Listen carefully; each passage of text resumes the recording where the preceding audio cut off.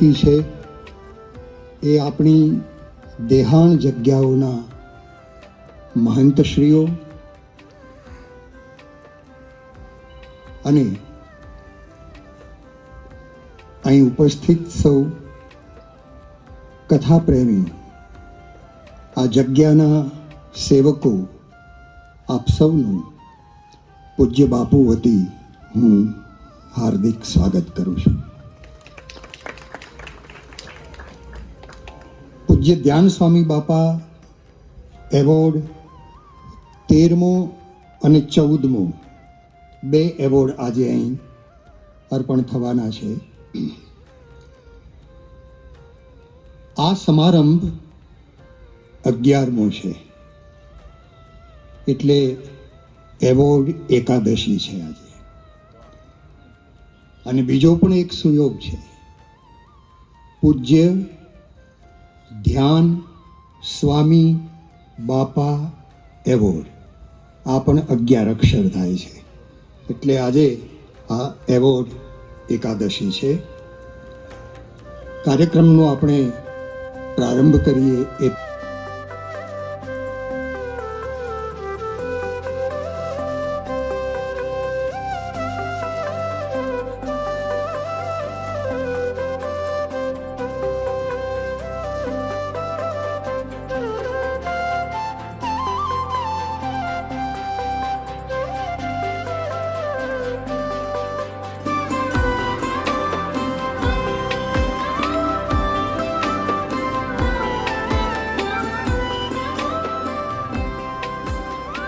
આ એક એવોર્ડ એ ઘણી બધી રીતે વિશિષ્ટતા ધરાવે છે.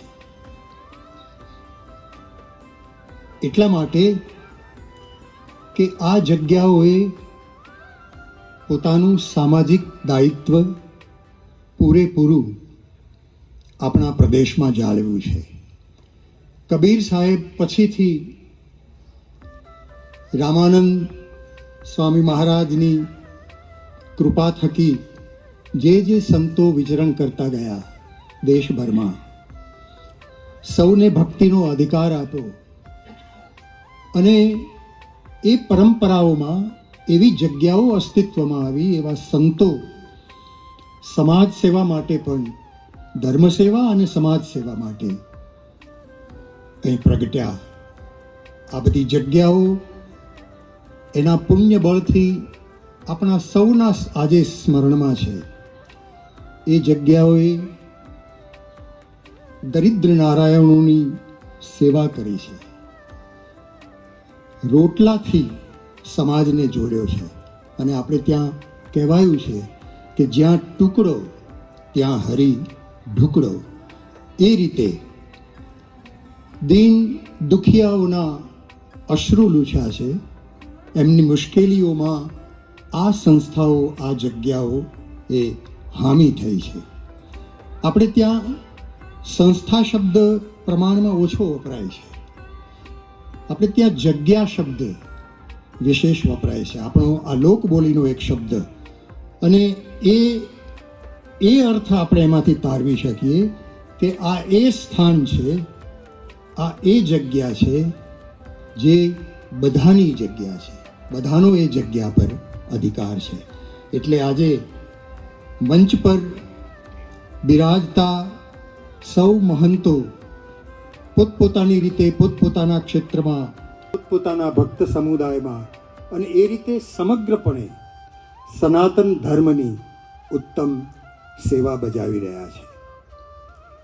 પ્રતિવર્ષ આમ તો અહીંયા ઉત્સવ ત્રયી હોય છે, સમૂહ લગ્ન હોય છે. આ વખતે બહુ મોટી સંખ્યામાં હતા, પણ આપણે સૌ જાણીએ છીએ કે કોરોના કાળમાં એના પ્રોટોકોલને જાળવીને એ લગ્ન સમારંભ એક સ્થળ તરીકે અહીં મુલતવી રાખ્યો છે.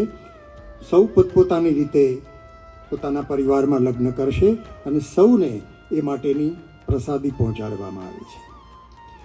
બીજું, આ જગ્યાનો અને ગામમાં રામજી મંદિર પણ છે, એનો પાટોત્સવ દર વર્ષે હોય છે.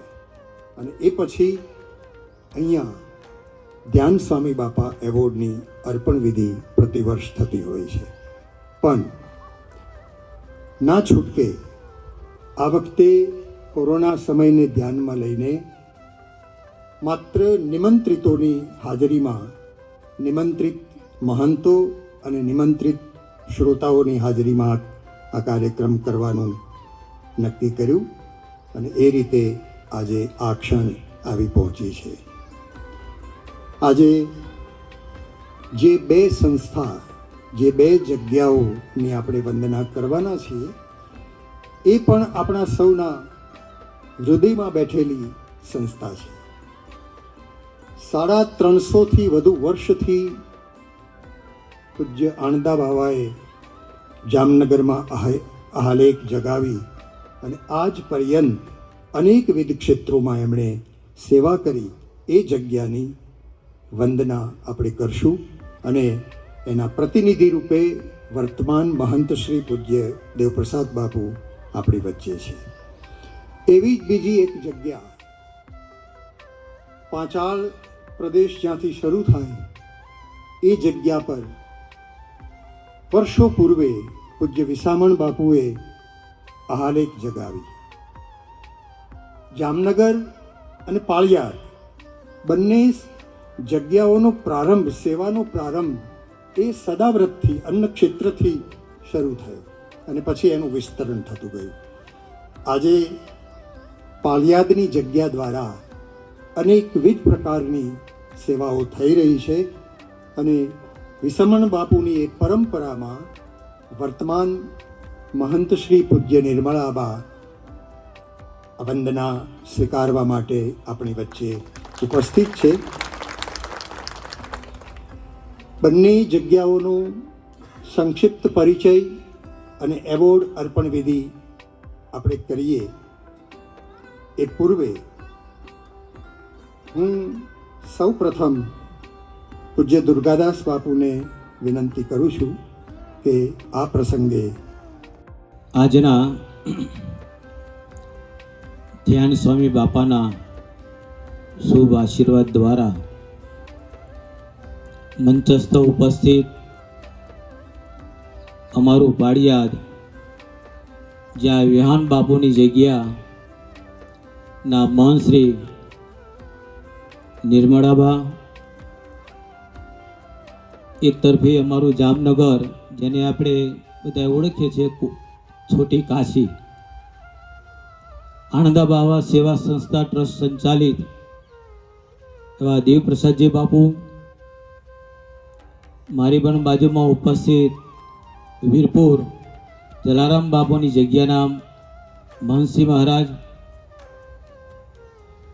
દાનેવ મહારાજની જગ્યાના મહંતસિંહ વલ્કુ બાપુ, અમારું સત્તાધાર જ્યાં આપા ગીગાની જગ્યા છે ત્યાંના પણ મહંત શ્રી વિજયદાસજી મહારાજ, દુધાઈ શ્રી વડવરા દેવની જગ્યાના મહંત શ્રી રામબાલકદાસજી મહારાજ, અમારું પાડો શ્રી લીમડી જ્યાં મોટા મંદિર કહેવાય છે એના પણ મહામંડલેશ્વર મહંત શ્રી લાલદાસજી મહારાજ, આમ તો નામ બહુ લાંબુ છે, લલિત કિશોર સરનદાસજી મહારાજ,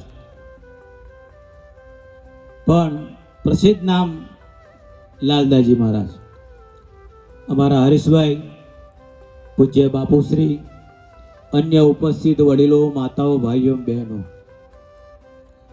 જોકે કોરોના સમયની અંદર પણ બાપુએ બહુ જ વાતને ધ્યાનમાં રાખી આ વર્ષે એવોર્ડનું આયોજન કરવામાં આવ્યું. ત્યારે મહારાજજીએ ફક્ત એક ધ્યાનમાં લીધેલું છે, મોટા બાપુએ, આપણા મોરારી બાપુએ, કે જે વર્ષોની જે સંસ્થાઓ નિસ્વાર્થ ભાવે ગૌ સેવા થતી હોય અથવા અન્ન ક્ષેત્ર ચાલતું હોય, અન્ય સેવાકીય જે પ્રવૃત્તિઓ જેને કહેવાય છે એ પ્રવૃત્તિઓને ધ્યાનમાં રાખી આ સંસ્થાને નિમિત્ત લક્ષ્યમાં રાખી બાપુએ નક્કી કર્યું કે મારે દરેક સંસ્થાને ક્રમ અનુસાર સેવા મારાથી થાય એટલી કરવી. અને એ સેવા આજે લગભગ 2010-11ના વર્ષથી લગભગ આસપાસ આ બધી ચાલી આવી છે. આગમ નિગમ પ્રસિદ્ધ પુરાના સેવા ધર્મ કઠિન જુગ જાના. જે સંસ્થાઓની અંદર આ સેવાકીય પ્રવૃત્તિઓ ચાલી એમાં નાત જાત ભેદભાવ ને કોઈ પણ વસ્તુને લક્ષ્યમાં રાખ્યા વગર જેને ત્યાં હરિહરનો હાથ પડે બે ટાઈમ સવારે 11 વાગે, સાંજના 8 વાગે, રાત દિવસ આરતી ભગવાનની થતી હોય અને અન્ન ક્ષેત્રની અંદર જ્યારે દરેક વ્યક્તિઓ જમતા હોય, કોઈ પણ વ્યક્તિ આ ઊંચ છે કે નીચે છે કે મારું તિલક કર્યું કે નથી કર્યું, તમે અમને ફંડ આપો છો કે નથી આપતો, એના સાથે કોઈ ધ્યાનમાં નહીં અને સંસ્થાઓને ચલાવે છે. અને એ સંસ્થાઓને આજે મહારાજની સેવાકીય પ્રવૃત્તિને ધ્યાનમાં રાખી આજે સેવાને ધ્યાનમાં રાખ્યું. બીજી વાત, આપણો દેશ ગુરુ બ્રહ્મા ગુરુ વિષ્ણુ ગુરુદેવો મહેશ્વર, ગુરુને જ મહત્તમ આપ્યું. ભગવાન તો હોય જ, એ બધું પછી હોય છે, પણ પહેલા ગુરુ બ્રહ્મા ગુરુને જ મહત્તમ આપ્યું. અને જેના કારણે દરેક સંસ્થાઓ આજે અન્ન ક્ષેત્રો દ્વારા ચાલી રહ્યા છે. અમે હરેશભાઈએ વાત કરી કે મંદિરો નહીં પણ સ્થાનોથી ઓળખાય છે, જગ્યાઓ, આપા ગીગાની જગ્યા, પછી વેળાનાથની જગ્યા, આ બધી જગ્યાઓથી જ ઓળખાય, મંદિર નહીં. ભક્તોએ ભજન કર્યું. મેન કેન્દ્રની અંદર તો રામ લક્ષ્મણ જાનકીજીને જ પધરાવ્યા છે, દરેક મંદિરોમાં તમે જુઓ.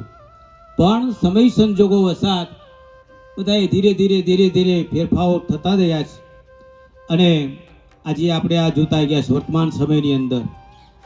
પરંતુ એ બધું પણ ધ્યાનમાં રાખ્યા સિવાય દરેક વ્યક્તિઓ તન મન ધન દ્વારા આવી નાની મોટી સંસ્થાઓને યથાયોગ્ય પ્રમાણે સેવા કરતા આવ્યા છે. અમારું જામનગર દેવપ્રસાદજી બાપુ ત્યાં કેટલાય ટ્રસ્ટો છે અને એ તમામ ટ્રસ્ટોની અંદર સેવાઓ ચાલતી હોય છે. અમારું પાડિયાદ પણ એ પણ સેવાકીય ટ્રસ્ટ જેને કહેવાય છે. અમારા ભૈલુભાઈ પણ તન મન ધન દ્વારા સેવકોને કેન્દ્રિત કરીને પણ વિકાસના પંથે આજે સંસ્થા ચાલી રહી છે. એક જ સૈકાની અંદર લાલજી મહારાજ, જલારામજી મહારાજ, આપા ગીગા, રાણીમા, રૂડીબા, આ બધા એ વખત ભક્તિનો યોગ અને એ ભક્તિ યુગની અંદર બધાને રોટલો જ આપવાનો, બસ આ જ નિયમ.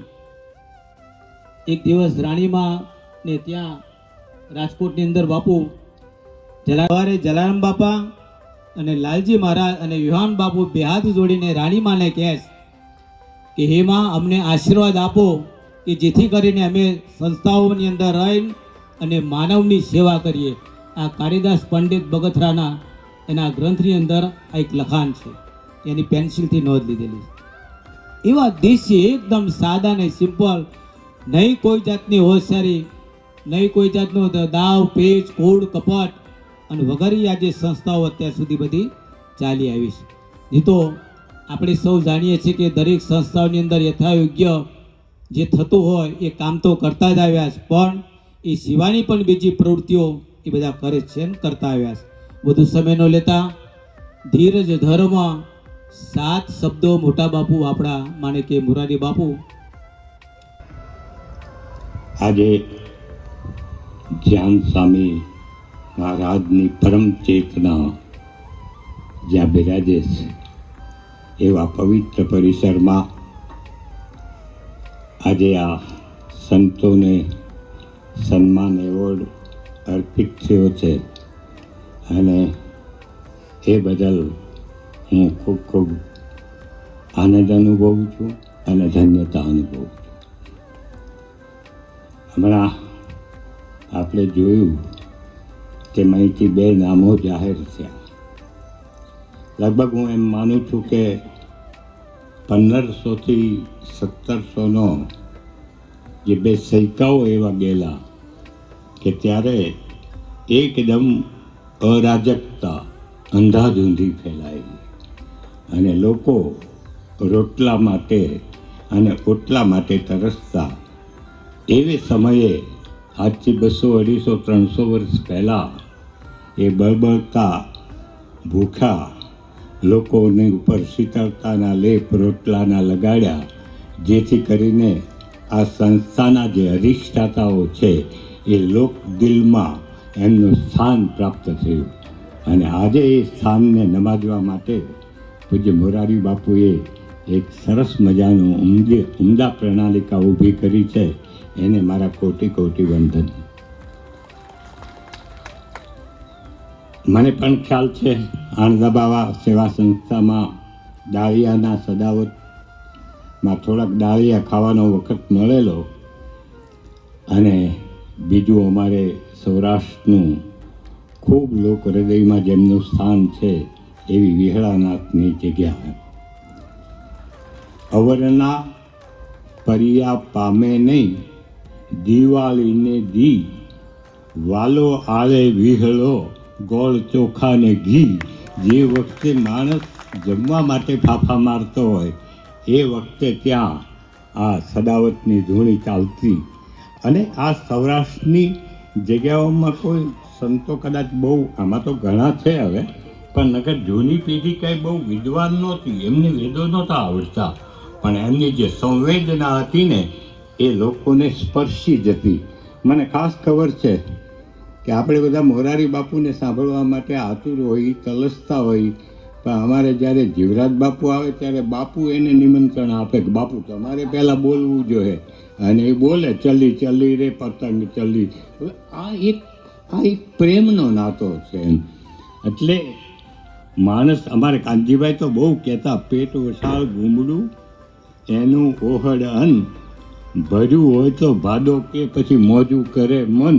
એમ એ જે ક્રિયા છે ને એ તૃપ્ત થાય ને એના માટે આ સૌરાષ્ટ્રની દેહાણ જગ્યામાં પ્રથમ પગથિયું અન્નક્ષેત્રનું આવ્યું કે ભાઈ બળબળતા હૃદય છે, ભૂખ્યા છે, એની આતરડી ઠારો એમ.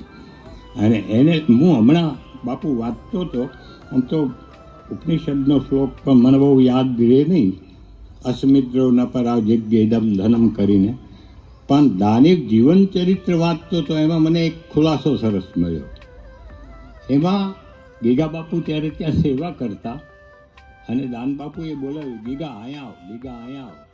એટલે ગીગા બાપુ આવ્યા અને એમને ને પ્રેમ કરે છે એવો એમનો ભાવ એમાં વ્યક્ત થયો. વારે પ્રસંગે એ જગ્યાઓમાં જાય, જગ્યાના ગાદીપતિઓને મળે, એમનો આદર સત્કાર કરે, એ તો ખરું જ, પણ ઘણી બધી આપણી આ દેહાણ જગ્યાઓમાં જઈને પૂજ્ય બાપુએ 9 દિવસ નવાન્ન પારાયણ.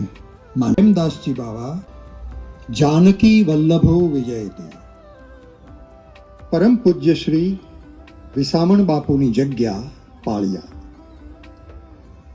પાળિયાદ પંથકના ધ્રુફણિયા નામના નાના ગામમાં ખુમાણ શાખાના પાતામન નામના કાઠીનું ખોરડું. પતિ પત્ની હરિના દાસ, ભક્તિમાં લીન, સંત સેવામાં તત્પર. બાજુના ચંદણગીરી પર એક દુધાધારી સંતની અહર્નિશ સેવા કરે. સંતની કૃપા થકી ઘેર ઘોડિયું બંધાયું, અને એ પુત્ર એટલે જ આપા વિસામણ. જીવન નિર્વાહ માટે પાતામન પાળિયાદમાં સ્થિર થયા. એ સમયકાળમાં સિદ્ધ સંત ગેબીનાથની શિષ્ય પરંપરા માહેના આપા જાદરા અને આપા જાદરાના બુંદ શિષ્ય આપા ગોરખા, જેણે દાન મહારાજને કંઠી બાંધી. એકવાર આપા ગોરખા અને દાન મહારાજ પાળિયાદ પધાર્યા. 5 દિવસના સત્સંગે વિસામણ બાપુમાં ભક્તિ, શક્તિ અને ચેતનાનો પ્રાદુર્ભાવ થયો. હાથમાં માળા લીધી. સંતોના આશીષથી ઘી, ગોળ અને ચોખાનું સદાવ્રત શરૂ થયું. એક સંતે સિંચેલી પાળિયાદની ભૂમિ આજે ભક્તિભાવથી ભરી ભરી લીલી નાંઘેર બની છે. સેવાવૃત્તિ મહંતો થકી સમયે સમયે વિવિધ પ્રવૃત્તિઓ વિસ્તરીને દરિદ્ર નારાયણોની તન અને મનની બળતરા ઠારી ચૂકી છે. પૂજ્ય વિસામણ બાપુની જગ્યા એ લોક વિસામાની જગ્યા બની છે. સૌ પ્રથમ અન્નક્ષેત્ર શરૂ થયું. જગ્યાની બણકલ ગૌશાળામાં 700થી વધુ ગૌમાતાની આજે સેવા થાય છે. આ ઉપરાંત જગ્યા દ્વારા વૈદ્યકીય સહાય, સર્વરોગ નિદાન કેમ્પ, નેત્ર યજ્ઞ, અતિથિ ગૃહ, એમ્બ્યુલન્સ સેવા, વિદ્યાર્થી પ્રોત્સાહક પ્રવૃત્તિઓ, પર્યાવરણ અને સ્વચ્છતા જાગૃતિ અભિયાન, અશ્વશાળા તેમજ વર્તમાનમાં પ્રાથમિક શિક્ષણથી લઈને ઉચ્ચ અભ્યાસ માટે વિવિધ ફેકલ્ટી સાથેના વિશાળ શૈક્ષણિક સંકુલની યોજના નિર્માણ પામી રહી છે. લોકમાન્યતા અને શ્રદ્ધા થકી પૂજ્ય વિસામણ બાપુ શ્રી રામદેવ પીરના અવતાર મનાયા છે. આ જગ્યાની પરંપરામાં પૂજ્ય વિસામણ બાપુ પછી પૂજ્ય લક્ષ્મણ બાપુ, પૂજ્ય મોટા ઉનડ બાપુ, પૂજ્ય દાદા બાપુ, પૂજ્ય ઉનડ બાપુ, પૂજ્ય અમરા બાપુ અને વર્તમાનમાં પરમ પૂજ્ય શ્રી શ્રી 1008 મહામંડલેશ્વર મહંત શ્રી નિર્મળાબા એ આજે આપણી વચ્ચે બિરાજે છે. આ સંસ્થાના વિકાસમાં શ્રી ભૈલુભાઈનું પ્રદાન પણ નોંધનીય છે, સરાહનીય છે, જેઓ પણ આજે અહીં ઉપસ્થિત છે. અને હવે ક્રમાનુસાર આ બંને જગ્યાઓની વંદના એવોર્ડ અર્પણ વિધિ પૂજ્ય બાપુના હસ્તે થશે.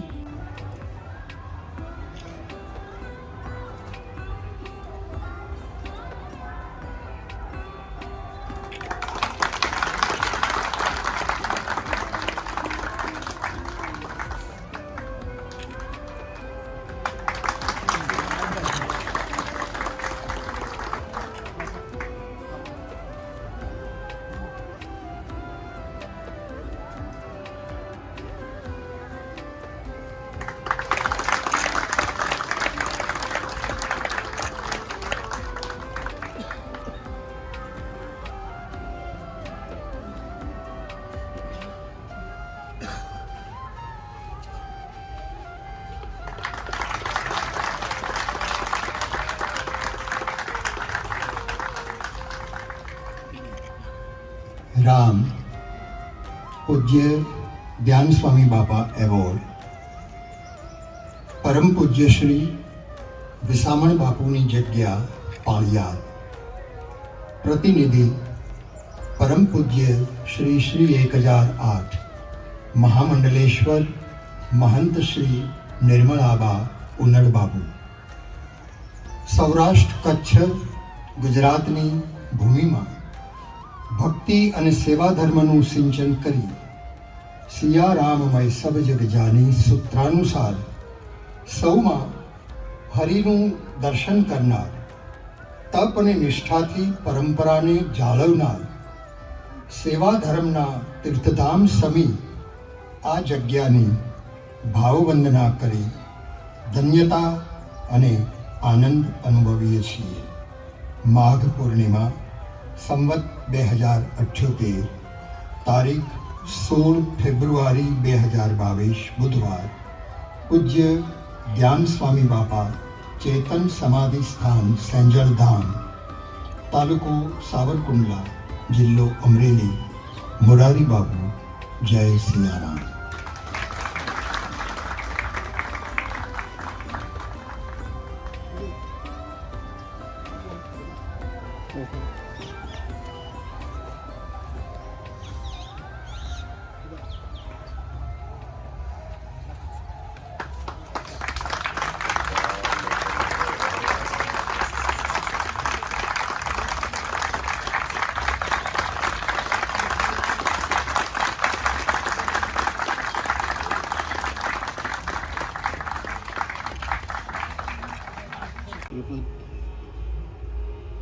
श्रीरामदूतं शरणं प्रपद्ये. श्रीराम जय राम, श्रीराम.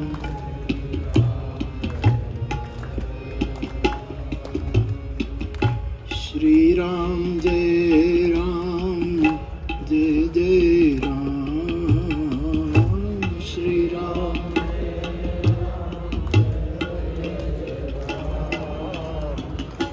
શ્રી રામ જય રામ જય જય રામ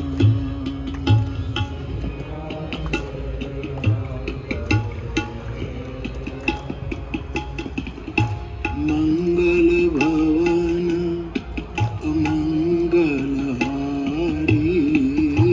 મંગલ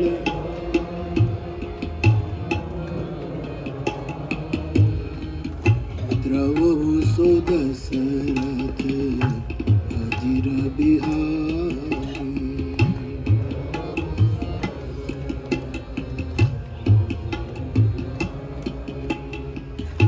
શ્રી રામ જય રામ જય જય રામ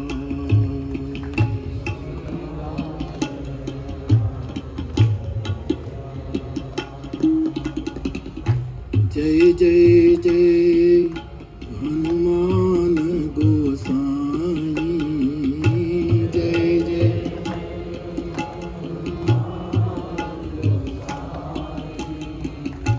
કૃપા કરો ગુરુ દેવકી નાઈ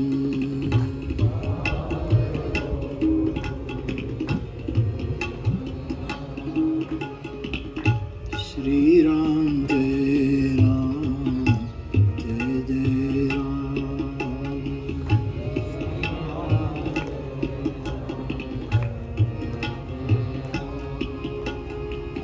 શ્રી રામ જય રામ જય જય રામ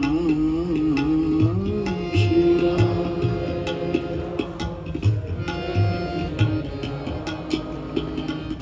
શ્રી રામ જય રામ જય જય રામ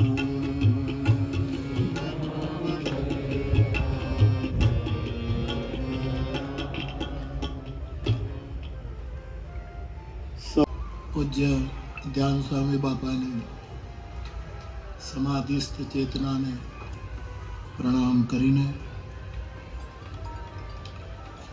આ વર્ષે જે સેવા અને સ્મરણના ધામો છે, જગ્યાઓ છે, એવી બે જગ્યાઓ જામનગર અંદાબાવા આશ્રમ અને પાળિયાદ વિહળાનાથ બાપુની જગ્યા, એમની વંદના કરવાનો આ સમાધિની આશીર્વાદક છાયામાં આ ટ્રસ્ટને અવસર મળ્યો. એની સૌ કરતાં વધારે પ્રસન્નતા મને છે. પૂજની દાબાબા આશ્રમ ની આખી સેવા પ્રવૃત્તિ હમણાં આપણે સાંભળી. અત્યારે એ સ્થાન પર વિરાજીને સરળ સ્વભાવ પૂજ્ય દેવપ્રસાદજી બાપુ એમણે આપણો આ અર્ઘ્ય સ્વીકાર્યો. એના રાજીપા સાથે હું હૃદયથી પ્રણામ કરું છું. વિહળાનાથની જગ્યા એમની પણ ટૂંકમાં છતાંય તમામ પ્રવૃત્તિનો ઉલ્લેખ થયો. એ સ્થાનમાં અત્યારે વિરાજમાન પૂજનીય બા શ્રી 1008 મહામંડલેશ્વર બાએ મારો અર્ઘ્ય સ્વીકાર્યો. એમના ચરણમાં પણ મારા પ્રણામ. આ કેવલ હેત માટે અહેતુ યોજાતો આ કાર્યક્રમ, એમાં પ્રતિવર્ષ પ્રસન્નતાપૂર્વક આશીર્વાદ આપવા માટે પધારતા અને અત્યારે મંચ પર વિરાજિત સૌ મારા પૂજ્ય ચરણોને મારા પ્રણામ, અમારા પ્રણામ સ્વીકારજો. આવી વાત કહેવાય કે નહીં મને ખબર નથી, પણ સાયલા બાપુ હંમેશા ફ્રી હિટિંગ કરતા હોય છે અને ત્યાંથી બળ લઈને, એટલે કોઈ એવી વાત નથી કે જેમાં પણ મને વ્યક્તિગત સંકોચ થાય. હું એટલું જ કહીશ કે આ સ્થાનોમાં હું અવસર મળે ત્યારે ઓચિંતા જાઉં, પ્રણામ કરું, રોટલો ખાઉં, કાર્યક્રમમાં પણ અનુકૂળતાએ હાજરી આપતો હું. પણ બાપુ, હું એક મારા હૃદયની વાત કહું કે જ્યારથી મેં યજ્ઞ શરૂ કર્યો છે ત્યારથી મારી હંમેશા એક આહુતિ સૌરાષ્ટ્ર, કચ્છ, ગુજરાતના દેહાણ સ્થાનોની હોવા. આ મારો ને આપનો નાતો છે. મારો ને આપનો નાતો યજ્ઞ આહુતિનો નાતો. હું આને યાદ કરું. એ કેટલું મોટું કામ થાય. સરકાર ન કરી શકે, કરે જ એની રીતે. પ્રશાસનો ન કરી શકે, નાની મોટી સંસ્થાઓ કરતી જ હોય છે બધા. પણ આ સાધુઓએ ભજન કરતા કરતા જે સેવા કરી છે, જેમ દુર્ગાદાસજી બાપુએ સેવા ધર્મ કઠિન જગજાના પંક્તિનું ઉચ્ચારણ કર્યું અને તુલસી અસમય કહી સખા ધીરજ ધર્મ વિવેક દોહાવલીના એ દોહાને યાદ કરે કે જ્યારે માણસ ઉપર ખરાબ સમય આવે ત્યારે એને આટલા મદદ કરે, માંગ્યા વગર મદદ આટલા લોકો કરે. આપણા મિત્ર બનીને એમાં પહેલો આપણો સખો છે એ સાધુએ રાખેલી ધીરજ છે. ધીરજ ધર્મ, બીજો આપણો સનાતન ધર્મ, એ આપણો બીજો મદદગાર છે. ત્રીજો આપણા ગુરુએ આપણને આપેલો વિવેક. ગુરુ વિવેક સાગર જગજાના. તુલસી અસમય કહી સખા ધીરજ ધર્મ વિવેક સાહિત્ય સદ સાહિત્ય. વેદથી લઈને આજની ભાષા સુધી જે કવિતાઓ, લેખકો, ગ્રંથો, જેમ બાપુએ પ્રકાશ પંડ્યાને યાદ કર્યા કે એમનો એક ગ્રંથ આપ વાંચતા હતા, એમ જુદા જુદા ગ્રંથો દ્વારા આપણને જે કંઈક મળે છે અને એમાં રામ ભરોસો એક. આ બધું ધીરજ અને ભરોસાની વચ્ચે, એક બાજુ ધીરજ, એક બાજુ ભરોસો, એની વચ્ચે આ બધું હોય છે. એટલે આ બધા મહાપુરુષોએ ધીરજ અને ભરોસો રાખીને જે સેવાઓ અને વર્તમાન જે સંસ્થાઓના સેવામાં વિરાજમાન અમારા બધા જ પૂજ્ય ચરણો, એ તો આજની દેશ કાળ અને પાત્ર પ્રમાણે બહુ જ વિશેષ કામ કરી રહ્યા, બહુ જ વિશેષ કામ. ઉપનિષદનો મંત્ર સાર્થક થઈ રહ્યો છે. યુવા સ્યાત સાધુ, સાધુ હંમેશા યુવાન હોવો જોઈએ. શરીરની વાત જુદી છે. આચાર્ય હંમેશા યુવાન હોવો જોઈએ. યુવા સ્યાત સાધુ, યુવાધ્યાપક, આચાર્ય યુવાન હોવો જોઈએ. અને એ ઔપનિષદી સૂત્ર માનો વર્તમાન સ્થાનોની આ પીઠ ચરિતાર્થ કરી રહી છે. ત્યારે તલગાજરડું બહુ રાજી થાય છે, બહુ જ આનંદ થાય છે.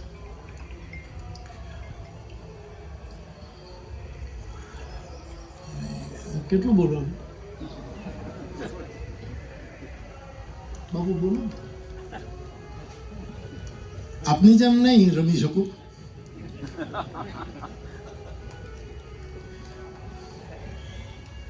પૂજ્ય ચરણોમાં પુનઃ એકવાર પ્રણામ કરીને ભગવાન પતંજલિએ યોગ દર્શન આપ્યું, દુનિયા જાણે. અને એમાં સમાધિ સુધીની યાત્રા માટે એને પેલા 7 પગથિયા અને પછી 8મા સ્થાને સમાધિ. યમ, નિયમ, આસન, પ્રાણાયામ, પ્રત્યાહાર, ધારણા, ધ્યાન અને સમાધિ અને અષ્ટાંગ કહેવામાં આવે છે. ઓશો તો એમ કહેતા કે ભગવાન પતંજલિ એ આંતર જગતના વૈજ્ઞાનિક છે. એક બહિર્જગતનું વૈજ્ઞાન અને એક આંતર જગતના વૈજ્ઞાનિકો. એમણે સમાધિ સુધી, આ બધી સ્થાનોમાં સમાધિઓ છે. પોતપોતાની પ્રવાહી પરંપરા પ્રમાણે ક્યાંક અગ્નિ સંસ્કાર થયો તો ફૂલની સમાધિ આપીએ છીએ, ક્યાંક આખું આખું શરીર ભૂમિને અર્પણ થાય છે. અને એમાં પણ સમાધિઓ છે દરેક જગ્યાએ. આપણે સંતરામ મંદિરમાં જોઈએ તો આખી પરંપરા, આમ બધા જ સ્થાનમાં. મેં ઘણી વખત કહ્યું છે કે બાપુ, હું ગાડીમાં નીકળું અને ગામના પાદરમાં પણ સમાધિઓ નાની નાની, એ ગામમાં જે સાધુ રહેતા હોય એને ક્યાંય રામવાડીની વ્યવસ્થા ન હોય અને ગામના પાદરમાં ક્યાંક નાની નાની સમાધિ હોય અને દિવાળીને દિવસે ગરીબ સાધુ પરિવાર એને ધોળ કરી અને જવારતો હોય, એવી સમાધિને હું જોઉં તોય મને એમ લાગે કે અહીંયા કોક હજી બેઠું છે. અને આ સમાધિઓ તો કેટલી નમઃ શાંતાય તેજસે. ભર્તૃહરિ જ્યારે મંગલાચરણ કરે છે પોતાના ગ્રંથનું, ત્યારે એમ કહે છે કે શાંત પ્રકાશને હું પ્રણામ કરું છું. નમઃ શાંતાય તેજસે. તેજ છે પણ શાંત. અને આપણી સંતવાણીમાં કહેવાય, તેજ કરે પણ તપે નહીં. એ નમઃ શાંતાય તેજ છે. આ ખૂબ જ તેજસ્વી સમાધિઓ અને છતાંય શાંતિથી ભરપૂર એવી તમામ સમાધિઓને પ્રણામ કરતા એક આનંદ અનુભવાય છે. તો આ સમાધિ સુધી પહોંચવા માટે ભગવાન પતંજલિ તો જરાક બહુ જ કઠોર અષ્ટાંગ યોગ આપે છે. યમ ને નિયમ ને પછી આસન ને પ્રાણાયામ ને પ્રત્યાહાર ને ધારણા ને ધ્યાન ને પછી સમાધિ. ખૂબ પ્રવચનો થયા આના ઉપર. મહાપુરુષોએ બહુ જ પ્રકાશ પાડ્યો, બહુ જ ગ્રંથો લખાયા. વેદાંતિઓ દ્વારાથી લઈને સંતવાણી સુધી પણ. કાલે જ અમારો કલ્યાણદાસ બાપુ અહીંયા આવ્યા હતા. મેં કીધું, બાપુ આવ્યા છો તો એક તો એમણે પણ આપણી સંતવાણીમાં પણ આ સમાધિ સુધીની પ્રક્રિયાની બહુ જ સરળ ભાષામાં પ્રસ્તુતિ થઈ છે. પણ એમાં એક વાક્ય બાપુ મને બહુ ગમ્યું, જેનો મુખડો હતો કે તમને કોઈ નમણા સાધુ મળે તો એને નમણા કરો ને પિંગળાને એક બાજુ મૂકી દો. નમણા એટલે નમન કરવું, અને નમણા એટલે જે નમણો હોય, જેનું મન નમણું હોય, જેની બુદ્ધિ નમણી હોય, જેનું ચિત્ત નમણું હોય, જેને અહંકારની કુરૂપતા ન આવી હોય, એવો બીજાના પ્રત્યે અદેખાઈનો વૃદ્ધાવસ્થા જેને લાગુ ન પડી હોય, એવા નમણા સાધુને જુઓ તો તમે એને પગે લાગો. એ વખતે ઈંગળા પિંગળાને એક બાજુ મૂકી દો. કે સૂર્યમાં ખાવું ને ચંદ્રમાં નાવું ને સુષમણામાં કોઈ ભગવાન જાણે શું છે. પણ ભગવાન જગદગુરુ આદિ શંકર એમ કહે છે કે સંતો મહાંતો નિવસંતિ સંત વસંતવત લોક હિતમ ચરંત. જગદગુરુ આદિ સંતો અને મહંતો, કેટલા પવિત્ર શબ્દો છે. સંત અને મહંત એ બધાથી દૂર રહે છે. એ તો હવે જગ્યાઓ લગભગ નગરો મોટા થયા, ગામમાં પ્લોટો પડતા થયા, મોટે ભાગે ગામથી આમ દૂર થોડીક નિવસંતિ સંત, જરાક દૂર પોતાની જગ્યા કરીને સાધુ બેઠો હોય. અને છતાં આપણને બેઠેલો લાગે, એમની ગુરુ પરંપરાની સમાધિ ત્યાં સ્થિત લાગે, છતાં એ જગતગુરુ આદિશંકર કહે છે, વસંતવત લોક હિતં ચરંત. વસંતની જેમ આ બધા જ મહાપુરુષો હજી સુધી લોક કલ્યાણને માટે સતત વિચરણ કરે છે, સતત વિચરણ કરે છે, ફરિયાદ કરે છે. અને તેથી જે સતત વિચરણ કરે, અથવા તો સ્થાનમાં બેઠા બેઠા હાથમાં બેરખો કે માળા લઈ અને આખા જગતના નાનામાં નાના માણસ સુધી એની દ્રષ્ટિ જાય, એ બધા જ વિચરણ કરતા સાધુઓ છે. ભલે સ્થાનમાં બેઠા હોય, જગતગુરુ બંને વાત કરે છે. એકાંતે સુખમાસ્યતામ, સાધુ તું એકાંતમાં બેસી જા. અને છતાં એ જ કહે છે, વસંતવત લોક હિતં ચરંત. વસંતની માફક સતત પરિભ્રમણ કરે. એટલે આ બધા જ મહાપુરુષો આમાં દર્શન જ કર્યા કરે કે પોતપોતાના સ્થાનમાં બેઠા છે, છતાંય અનેકવિધ લોક કલ્યાણની સેવામાં. આજે જ હું પુલસાબમાં કે શેમાં વાંચતો હતો, કોઈ લેખ આખો વાંચી ન શક્યો જલ્દી, પણ એનું હેડિંગ વાંચતો હતો કે આપણે દેવતાઓની પાસે દીવા કરીએ છીએ, પણ માણસાઈના દીવા ઓલવી નાખીએ છીએ. દીવા કરવા જ જોઈએ. દેવતાઓની પાસે આપણી સમાધિ હોય, અમારે તો આખી પરંપરા છે, 2 દીવા અમે કરીએ, એમાં અમારી બધી શ્રદ્ધા, એમાં બધી આસ્થા, એમાં બધું અમારું પૂરું થઈ જાય. પણ માણસાઈના દીવા નથી ઓલવા દીધા, એ આ સમાધિઓના પ્રતાપ છે.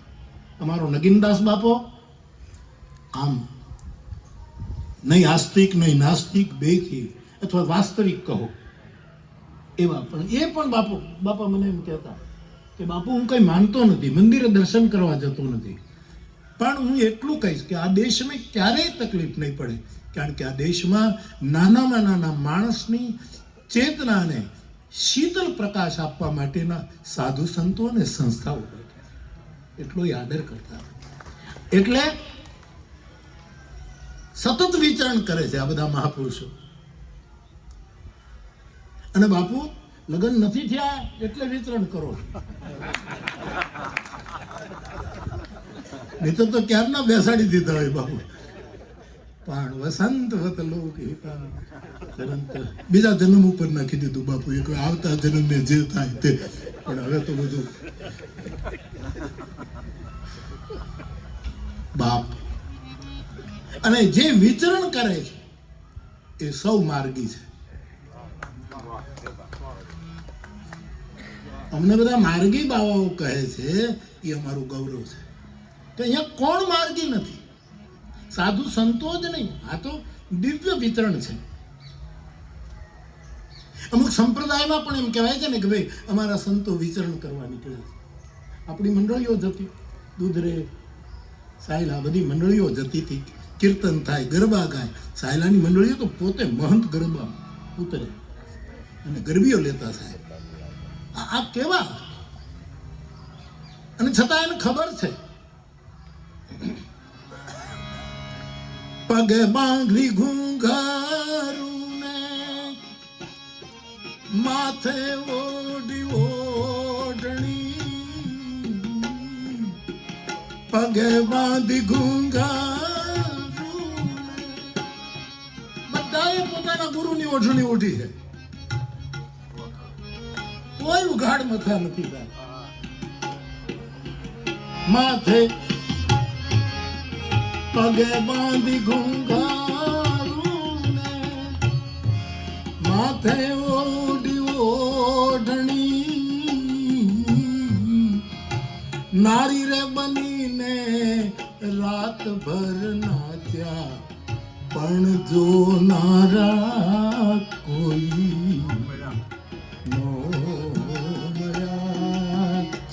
પીડા હતી વચ્ચેના કાળમાં કે સાધુઓએ ગરબી લીધી, માથે ગુરુની ઓઢણી ઓઢી, પગમાં ઘૂંઘરા બાંધ્યા, જાંજ લીધા, નરસિંહની પખવાટ લીધી, મીરાના મંજીરા લીધા અને નાચ્યા પડમાં. પણ એની એક પીડા હતી બાપુ કે જોનારા કોઈ ન મળ્યા. આજ એવું નથી સાહેબ.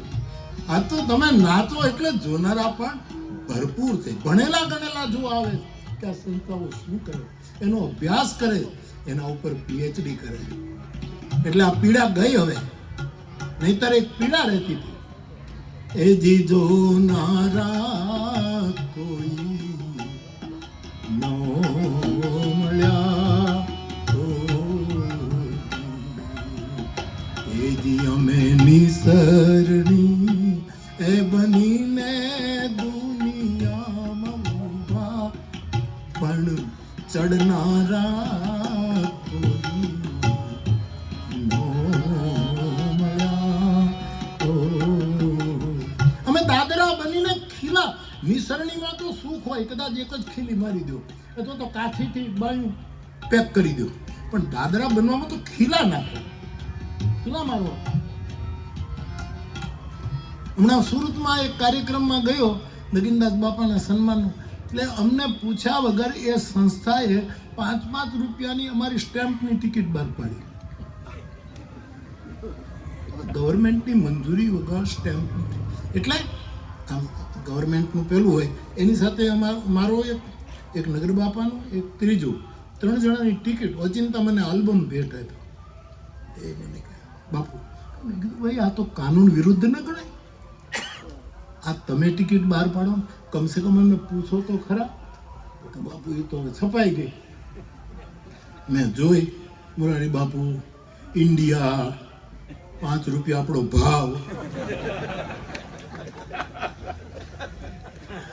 બહુ રાજી થયું. મેં કીધું હવે શું થશે કે આ સ્ટેમ્પ પરબડિયા ઉપર ચોડી, આમે અમારા ઉપર તો ઘા પડે જ છે, હવે પોસ્ટમેન ઉપર છે. થપ્પા મારશે, કાગળ લઈ લે, બીજો કાગળ લઈ લે, ત્રીજો. દાદરા બનીને ખીલા ખૂબ ખાધા, પણ હજી તપસ્યાના ફળ અને તપના ફળ જલ્દી નથી મળતા. તપનું પહેલું ફળ છે તેજ, બીજું ફળ છે આંખમાં ભેજ. માણસની આંખ ધીરે ધીરે ધીરે ભીની થતી જાય, અને પરિણામે એના પરિણામો પણ હવે બહુ જ સારું છે કે જોનારા છે. આ બધા સંસ્થાઓ, બાપુ આટલી સંસ્થાનું તમે વ્યવસ્થા કરી શકો, આમ આપણે કલ્પના ન થઈ છે. બાની સંસ્થા, બધી જ સંસ્થા, અને આ ભેલુભાઈ, આટલી સંસ્થા. આ તમને નથી લાગતું કે આ બધું એક જગ્યાએ બેઠા બેઠા કેટલો વિસ્તાર થાય છે, અને પરિણામ ખાલી લોક સુધી પહોંચવાનું. હવે જોનારા નીકળ્યા છે, દેનારા નીકળ્યા છે, હવે કદર થઈ રહી છે. એ પ્રભુની કૃપા છે. આજનો કાળ એવો છે સાહેબ, વરસાદ ઓછો થાય કે વધારે થાય એની ચિંતા ન કરો, પણ સમાજનું ખેતર બહુ જ ફળદ્રુપ છે. એમાં સાધુડાઓ જેટલા સારા બીજ વાવી દેશે એનો મબલક 50 કે 100 વર્ષ પછી આ દેશને પ્રાપ્ત થશે. સિવાય કે કોઈ એને કસમય લણી ન લે. સમય આવ્યા પહેલા એ પાકેલા ફાલને કોક લણી ન લે, એટલું જ ધ્યાન રાખવાનું હોય છે. તો બહુ જ સારો સમય છે. એટલે જેટલા પ્રવૃત્તિ કરે છે એ માર્ગી જ છે, કોણ ના પાડે. હવે સાધુ સંતોને છોડો, પણ આ જગત જેટલા જન્મે છે ને મરે છે એ માર્ગી નથી. પુનરપી જનનમ પુનરપી મરણમ, આ યાત્રા જ છે. જન્મ, મરણ, પાછું માના ગર્ભમાં, વળી પાછું, આ બધી યાત્રા જ છે. એટલે પતંજલિ ભગવાનનો યોગ તો એ છે કે આટલું આટલું આટલું કરો ત્યારે સમાજ છે. અમારા વૈષ્ણવ સાધુઓમાં એક યોગ માર્ગી, એક જુદો જ યોગ કે જેમાં માણસ રમત રમતમાં સમાધિ સુધી પહોંચી જાય, એવી તલગાજરડાની માન્યતા છે. તો આપણે બધા જ વિચરતા છીએ. આ ખેડૂતો વિચરણ જ કરે જ નહીં. સવારમાં ખેતર જાય, ત્યાંથી પાછા સાંજે આવે, આ જાય. આ બધું જગત આખું ગતિશીલ છે. એટલે એનો મને આનંદ છે. જ્યારે કોઈ કહે કે આ તો માર્ગી છે, એટલે કમસે કમ એટલું તો પ્રમાણપત્ર મળ્યું કે આ ખરેખર માર્ગી છે. આપણને પ્રમાણપત્ર આપે કે આ કુમાર્ગી નથી. ભલે સતમાર્ગી ન હોઈએ, પણ એક માર્ગી, એક મધ્યમ માર્ગ બુદ્ધે જગતને આપ્યો છે કે તમે આમ પણ નહીં, આમ પણ નહીં, મધ્યમ માર્ગ. તો મધ્યમ માર્ગી સાધુ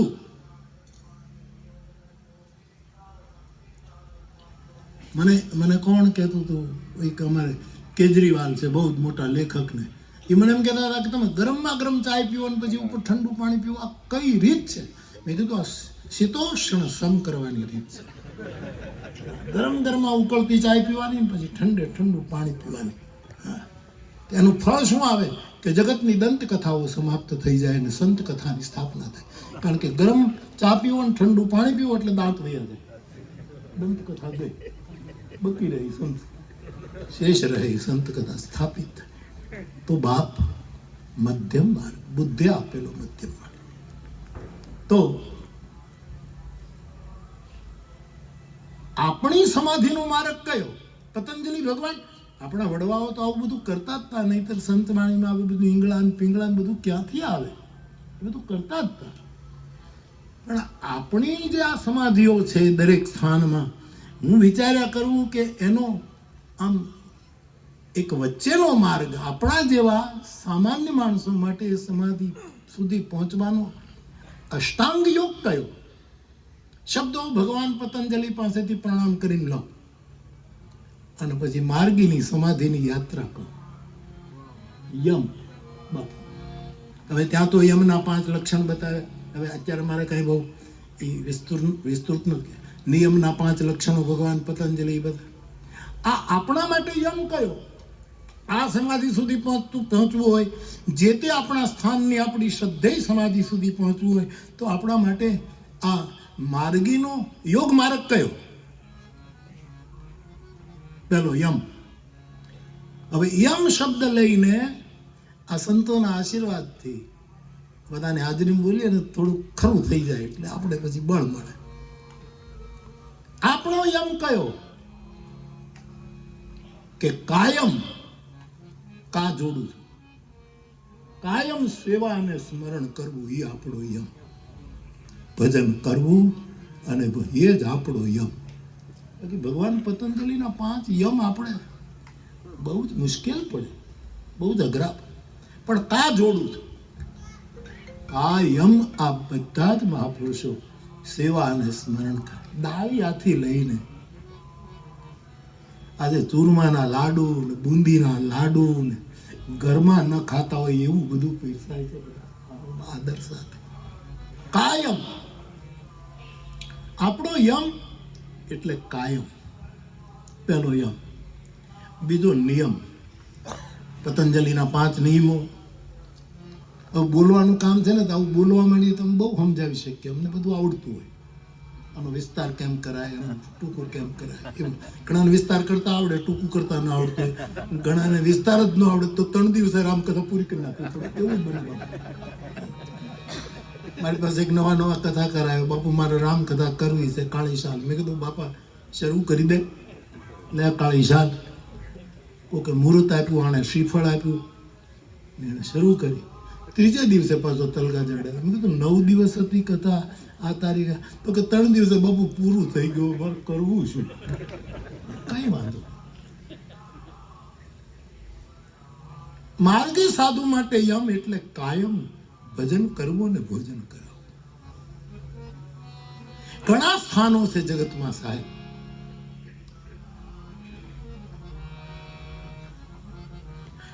ગેસ્ટ છે, જે ઈષ્ટ છે, જે સમાજમાં પ્રસિદ્ધ છે, ઉગ્યા છે, એના અજવાળા છે પોતપોતાની રીતે. એને તો બધા જમાડે છે, પણ વેસ્ટને કોણ જમાડે? એ આખીરી માણસ. એ સમયે ડાળિયાનું અન્ન ક્ષેત્ર એ મગજના લાડુ કરતા પણ શ્રેષ્ઠ હશે. છેલ્લો માણસ નજરમાં રહ્યો, અને એ પણ કોઈ પણ જાતના નાત જાતના પહેલા જોયા વગર. તો આપણો યમ એટલે કાયમ. હમણાં જ કહેતો હતો કે આ બધું આમ રસોડું ચાલતું હોય ને, આમ લાડુ હોય ને, ગાંઠિયા હોય ને, ધમધમાટી બોલતી હોય, આ દ્રશ્યો જ મને બહુ ગમે. આપણને એમ થાય કે શું આપણી પાસે ઐશ્વર્ય તે થાય, અભાવનું એક ઐશ્વર્ય હોય છે. હમણાં કહેતો હતો સાયલા બાપુને ત્યાં અમારી કથા, અને એ વખતે તમે જુઓ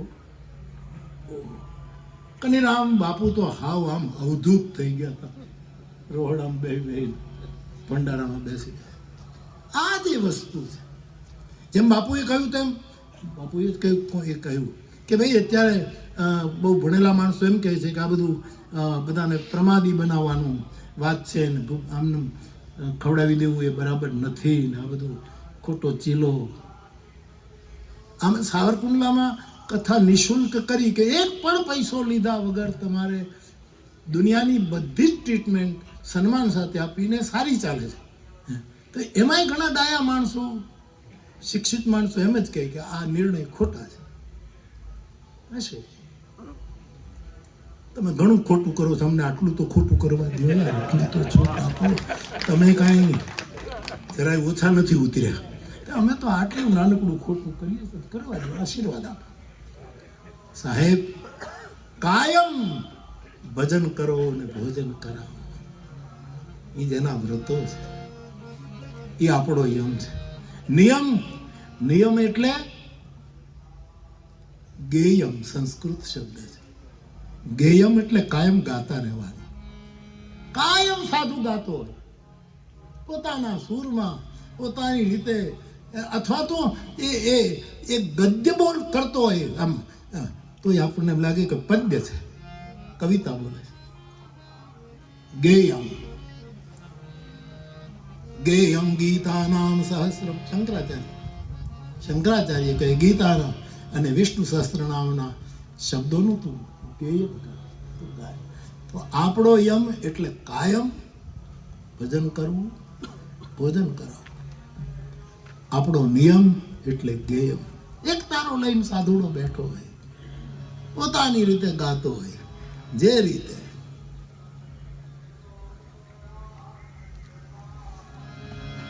અજરાજરો સંતો જીવતા મરો, સાધુ અજરા. ભક્તિ કરો, ભજન કરો, કાયમ. પછી ગેયમ. ત્રીજું આસન. હવે યોગ દર્શનમાં તો આસનને કેટલી પૂજ્યપાદ રામજીવજી બાપા કેટલું કરાવે, કેટલા યોગીઓ કરાવે છે, પણ આપણે વધારે પ્રકાશમાં તો બાપાને લીધે જાણ્યું બધું. આસન, માર્ગી સાધુનું આસન કયું? દુનિયાની કોઈની પાસે કોઈ પણ પ્રકારની આશા નહીં, એનું નામ આસન. કોઈની આશા નહીં. કેટલી સંસ્થાઓ છે, કોઈ દી ક્યાંય ફંડફાળો કરવા જતી જ નથી ને આવે જ છે.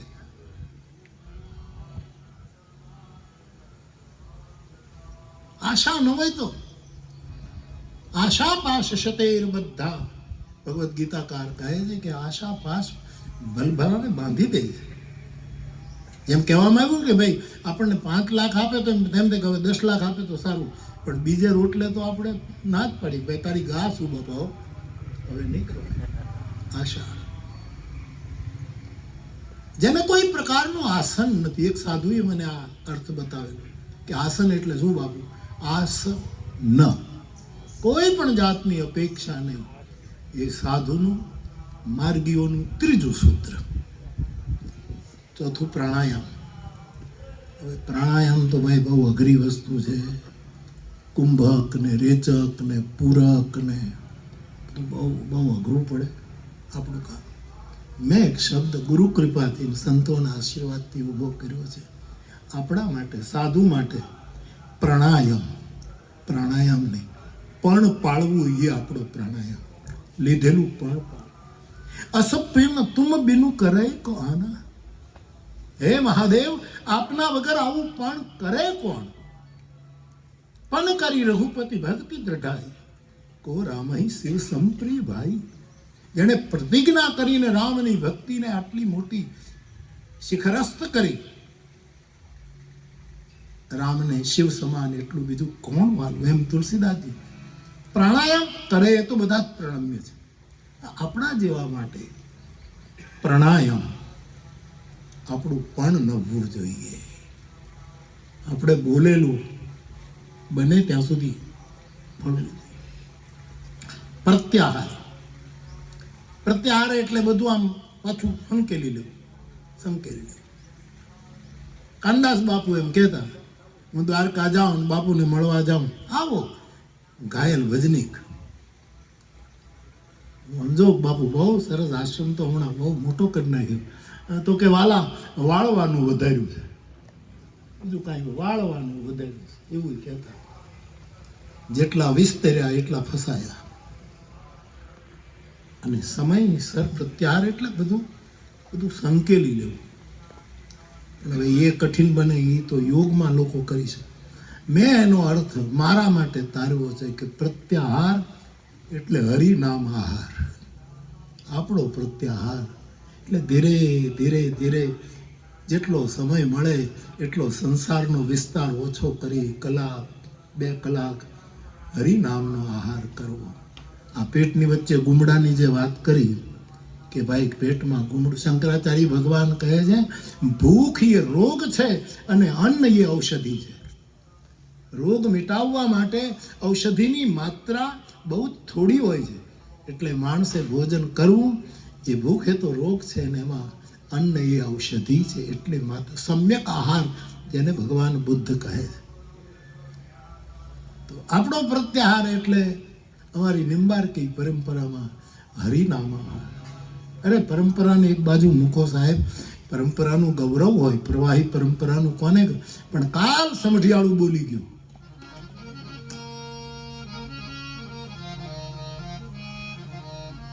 જેને સદાય ભજન નો આહાર. પાનભાઈ નો પ્રત્યાહાર આ છે, નિરંતર ભજન નો આહાર. આપણો પ્રત્યાહાર એટલે આ હરિનામ આહાર. હરિનામ આહાર. યમ નિયમ આસન પ્રાણાયામ પ્રત્યાહાર અને પછી આવે ધારણા. ભોજન કે ભરોસો જને ત્રિકમ જી તારશે. ધન ધન યાની ધારણા. કાગ કે ઘણા દીવી ત્યાં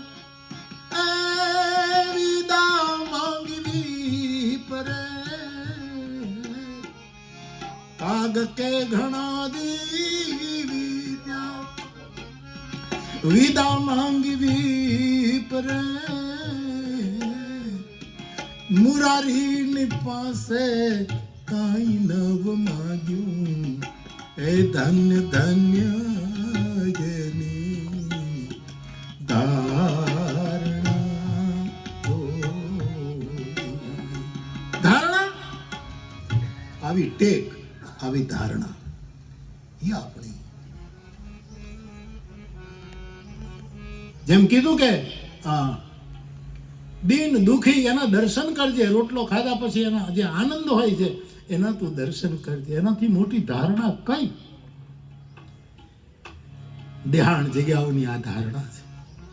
અને ધ્યાન એટલે મારે બીજે ક્યાંય દોડવા જવાનું નહીં. આ ધ્યાન સ્વામી એ અમારું ધ્યાન. ધ્યાનમ મૂલમ ગુરોર મૂર્તિ, પૂજા મૂલમ ગુરોર પદમ, મંત્ર મૂલમ ગુરોર વાક્યમ, મોક્ષ મૂલમ ગુરુર કૃપા. ધ્યાન એટલે આપણું જે તે સમાધિ. આપણે કોનું ધ્યાન કરવાનું? આપણા હોય એ જ આપણા ધ્યાનમાં આવે સાહેબ. એ પોતાના હોય એ જ આવીને એકદમ આપણા ચિત્તમાં આવે. ચિત્ત વૃત્તિનો નિરોધ ન કરવો પડે. એટલે 7મું પગથિયું એ ધ્યાન છે. અને નહીં આધિ, નહીં વ્યાધિ, નહીં ઉપાધિ, આ ત્રણેય હારી ગયા હોય અને બાવો બેઠો હોય એ જીવતી સમાધિ. ના આધિ, ઘણા નાધા શિષ્ય હોય ને સાધુમાં, ના આધિ, ન કોઈ પ્રકારની વ્યાધિ, ન કોઈ જાતની ઉપાધિ. જે થવું એ થાય. આ ત્રણને જે ઓવરટેક કરે એનાથી આગળ નીકળી જાય. જે બચે એનું નામ શેષ બચે, એનું નામ માર્ગી સાધુની સમાધિ.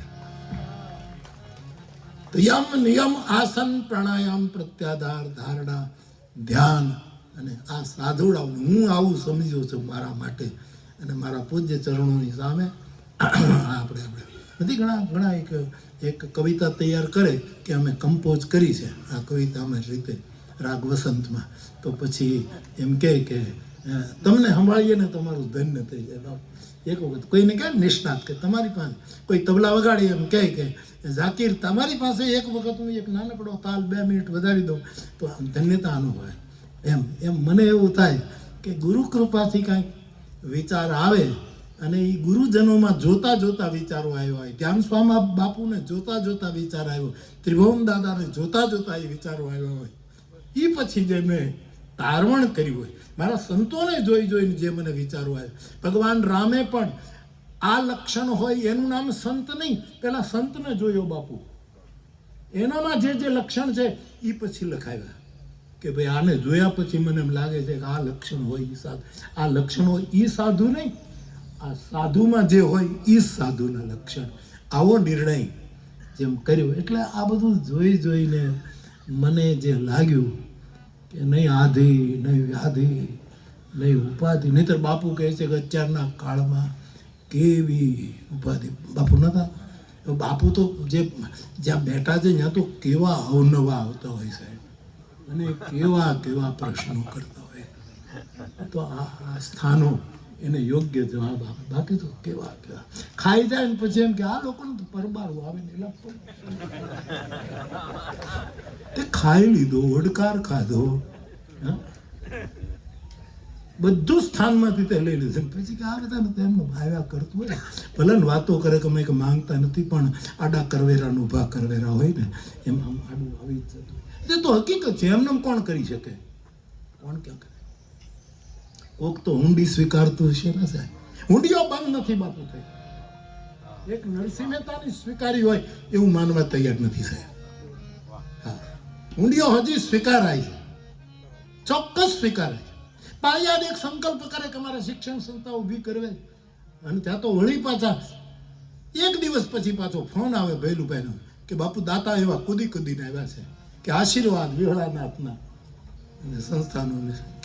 કેવા મોટા કામ થાય છે સાહેબ, ગજબ છે સાહેબ.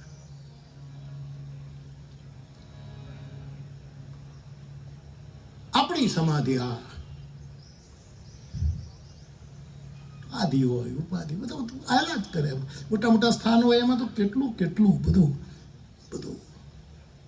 તકલીફો ઊભી થતી હોય, લોકો ગમે તે બોલે એવું કરે. પણ હું બાપુ સુરતમાં કથા કરતો હતો, પેલા અંબિકા નિકેતનની કથા, એ માતાજી હતા ને અંબિકા નિકેતન, એને આપેલી મેં કથા. અને અમારે ન્યુયોર્કવાળા ભાઈ હસમુખભાઈ, એણે મર્સિડીઝ ગાડી લીધી બાપુ, એ સુરતની બાજુના ગામમાં પલસાણા કે એમાં ક્યાંક રહે. તે મને કે પહેલા વહેલા બાપુ આ કથામાં તમે મર્સિડીઝમાં બેસો. આપણને તો શું વાંધો, મર્સિડીઝમાં બેસી. રોજ હું કથા મર્સિડીઝમાં જાઉં, મર્સિડીઝમાં આવું, અને ન કથા સાંભળે ન કાંઈ નહીં. અમુક જે મીડિયાના મિત્રો હોય એ લોકો ખાલી મર્સિડીઝ જોયા કરે. તો મોરારી બાપુ મર્સિડીઝમાં જાય છે ને મર્સિડીઝમાં આવે છે, મર્સિડીઝમાં જાય છે આવે. હું સમજી ગયો કે આમાં કંઈક આ લોકોને કંઈક બાઇપ્સી કરાવવાની જરૂર છે. ત્યાં સુધી બાઇપ્સી નહીં થાય ત્યાં સુધી આ રોગ પકડાશે નહીં. પણ એટલે તોય રહેવાનું. 7મે દિવસે એક પત્રકાર બરસ નહીં એને કીધું બાપુ તમે આમ બધી આવી વાતો કરો પણ તમે તો મર્સિડીઝમાં જાઓ છો ને આવો છો. પણ મેં કીધું હું તો ઉતરી જાઉં પછી મને ખબર નથી કે હું મર્સિડીઝમાં હતો. તો સવારે 9 વાગે પાછી આવે ત્યારે ખબર પડે મર્સિડીઝમાં. પણ તું આ 9 દિવસ સુધી મર્સિડીઝ તારા મગજમાં ફેર શું કામ, કારણ વગરનો. અને મર્સિડીઝ મગજમાં રાખે એટલે એની સ્પીડ વધી ગઈ. એ હાલે તો ઉતાવળો ચાલે, મર્સિડીઝની અસર. આધિ ઉપાધિ એ બધીને મૂકે પછી જે છેલ્લું રહેતું હશે એનું નામ વિચરણ કરતા સંતોની સમાધિ છે. એવા એક સમાધિ સ્થાનની પ્રેરણાથી, એના કહેવાથી જે કંઈક મંગલ સંકલ્પ થયો અને એને લીધે આટલા સંતો આપણને આશીર્વાદ આપવા માટે આવે છે. એ આપણું કેટલું મોટું સદભાગ્ય છે. હું મારો ખૂબ જ રાજીપો વ્યક્ત કર્યા. અને પાછું મારું એક છે, સમજો કે ભાઈ આપણાથી આ બધું ચાલશે, સમાધિવાળો કરાવે ત્યાં સુધી ચાલશે, અને નહીં તો નથી રમતા. પૂરું થઈ ગયું. આપણે ક્યાં આપણું મારો પ્રાણાયામ આટલો જ છે.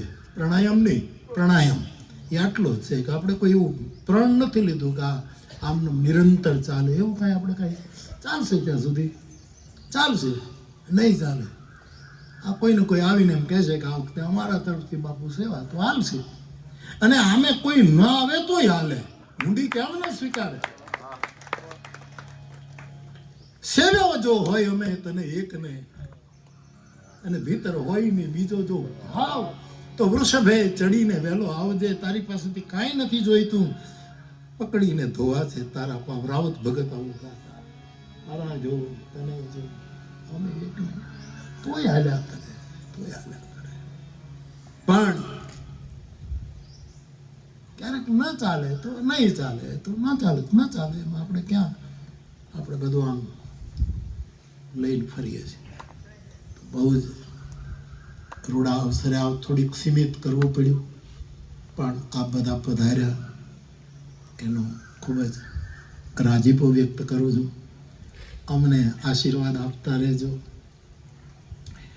કોક આમ સભામાં મારા ઉપર માર્મિક ઘા કરે ને એટલે હું સમજી જ જાઉં ને કે આપણા ઉપર ઘા થયો છે, પણ આપણે કાંઈ બોલું નહીં. પણ હું પછી એને જ પગે લાગીને પાછો કહું કે અમે વાલ કરવા જેવા માણસો છીએ, ઘા કરવા જેવા માણસો.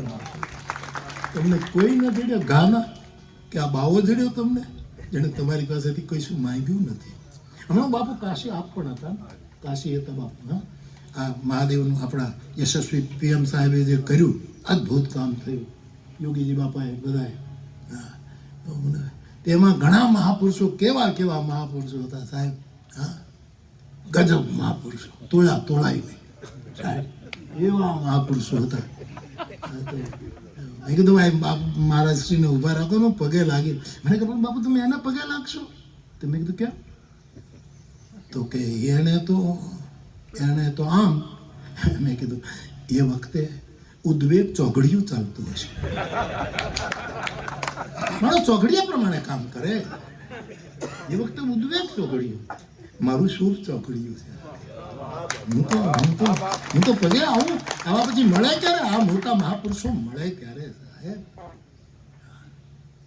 શીલવંત હોય એને મળવું વારંવાર, ને અશીલવંત હોય એને પગે લાગવું. આપણું બગડી શું જાય? જે કાંઈ મળશે સારું જ મળશે. ભજન કરવું હોય એના માટે તો આવું બધું. મને તો એમ લાગે છે ભજન કરનારને કોઈ કપરા ચઢાણ છે જ નથી સાહેબ. કોક હાથ પકડે છે, કોક પેલું કરે. હવે છેલ્લે એક નાનકડી વાત કરીને પૂરું કરું. હરીશભાઈ સોરી હો, બહુ સમય લીધો મેં, પણ હવે મને એમ થાય કે ત્રિવોમદાસ દાદા, અમારા દાદા બા, જેની આ પરિણામ તમારી સામે ઊભું છે, જેના તપનું પરિણામ, જેના આશીર્વાદનું પરિણામ. બાપુએ લીમડી બાપુ 16 કળાની છત્રી રાખતા. આપણે 16 કળા શું, 16 સળી, અને ઓલી નળીની ઓલી હોય બાપુ ને, નળી નહીં એનું ઓલું હોય, અને 16 સળીની, પછી 12 સળીની આવે એ જે એનું આખું જે હોય છે. પણ એમાં મોટામાં મોટી 16 સળીની હોય એવું મેં જોયું. એનાથી પછી કાંઈ 20 સળીની એવી, પછી કોઈ કે હામું પડવું જોઈએ તો કરે, 20 સળીની કરે, 24ની કરે. પણ આખી તો દાદા એ 16 સળીની છત્રી રાખતા. પણ સાહેબ બાપુ મને ગૌરવ થાય ને તમે મને આશીર્વાદ આપશો એટલા માટે. એણે કોઈ દી ઓઢી નહીં સાહેબ. આમ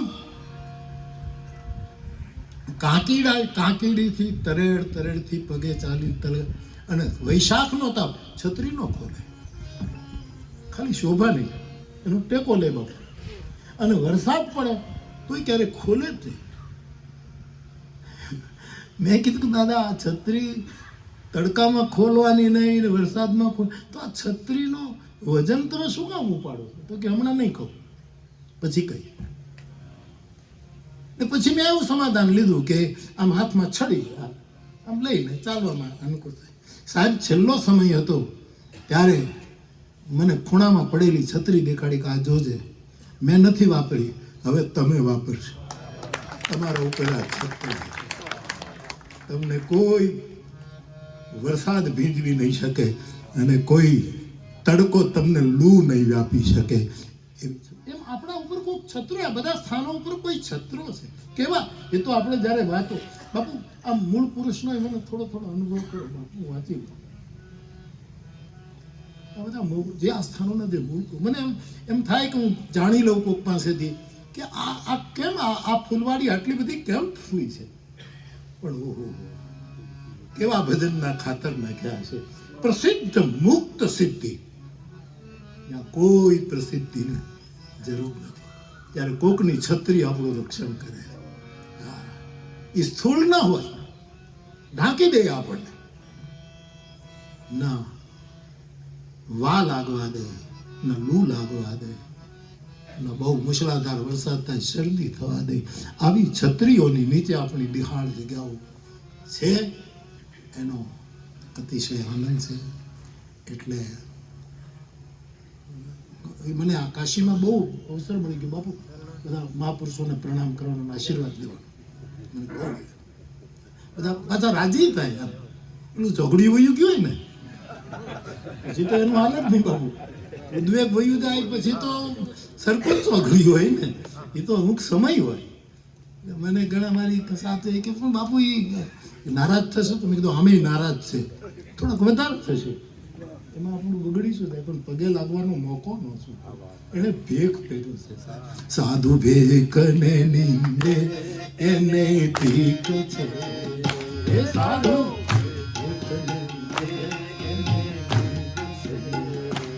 એ તો પથ્થર માતાને પેટ છે રે, એ તો પથ્થર માતાને પેટ છે રે. સાધુ ભેખ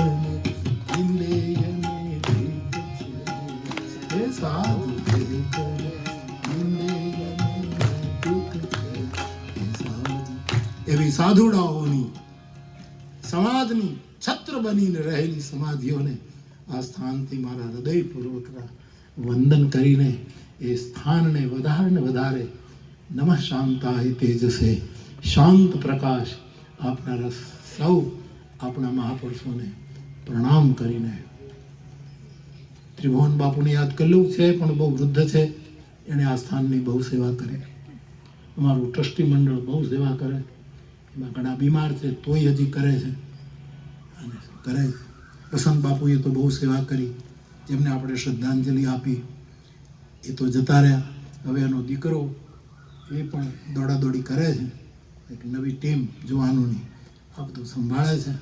છગન બાપુએ બહુ સેવા કરી આ સ્થાનની, ખૂબ સેવા વર્ષો સુધી છગન બાપુએ કરી. અમુક સમય સંતરામના બાપા બંસી બાપુએ આ સ્થાનમાં સેવા કરી. અમુક સમય રમણીક મામાએ સેવા કરીને જયરાજભાઈ, આ ગામનો જુવાન છોકરોને બધો જ અમારો કાઠી સમાજ આ ગામનો ઊભે પગે સાધુના સ્થાનની સેવા કરે છે, નાના મોટા બહુ. એ બધાના તરફ મારી ખૂબ જ પ્રસન્નતા વ્યક્ત કરીને આપ સૌને મારા પ્રણામ. જય સિયારામ.